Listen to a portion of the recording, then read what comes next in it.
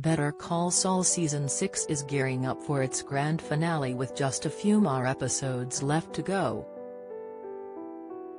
The AMC drama goes back in time, explaining what went on prior to the days of Breaking Bad, with some fan favorites, including Mike Ehrmantraut, played by Jonathan Banks, starring. Here's everything you need to know about what happened to Mike Ehrmantraut. Warning, this article contains spoilers from Better Call Saul. What happens to Mike Ehrmantraut in Better Call Saul? Retired police officer Mike is riddled with grief after the death of his son Matty, who was killed by dirty cops after he turned down bribe money. Throughout Breaking Bad, he made it clear that he was only in the criminal world for the money so he could give that to his granddaughter as her inheritance.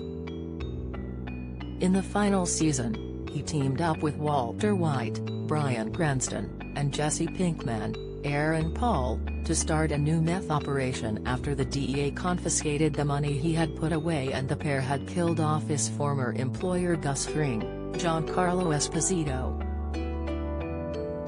This cash was going to be given to his granddaughter as well as used to keep Gus' other employees silent.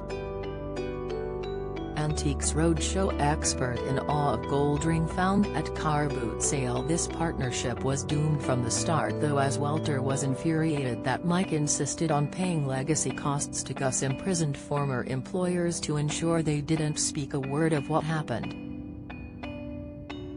Mike ended up quitting the meth business for good due to the pressure of ongoing DEA surveillance and the death of an innocent boy during a methamphetamine heist.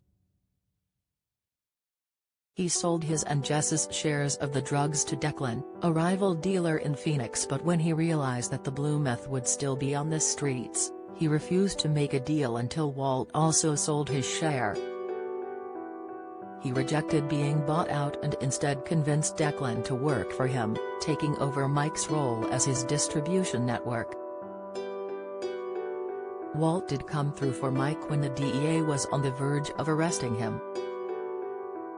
However, this camaraderie didn't last long, as Mike refused to hand over the names of Gus' imprisoned men, leading Walt to shoot him. He tried to justify his actions and realized he could have simply gotten the names from supplier Lydia, Laura Fraser. But Mike interrupted him in his final moments, simply saying, "Shut the FK up and let me die in peace."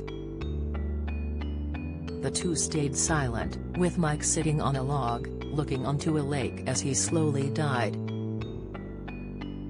Amanda Owen admits Clive would be shocked by Ramsey changes. Explainer Better Call Saul, what happens to Hector Salamanca in Breaking Bad?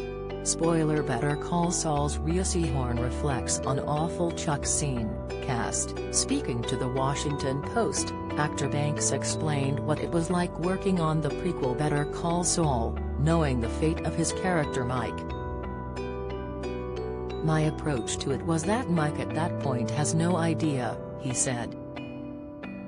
"I think what possibly made it easier is that Mike doesn't give a damn about himself anymore. His son's death is a shroud that's all over him. When his son died, Mike's soul was lost. I think Mike fully expects that he's going to die somewhere at some point in the end. And it's relief to him.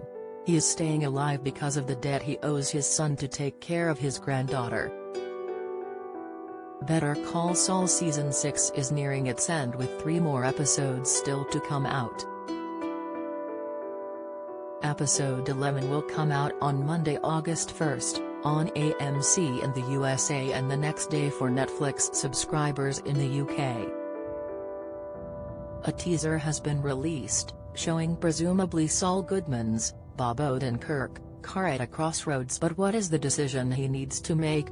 Better Call Saul continues Monday on AMC in the USA and Tuesday on Netflix in the UK.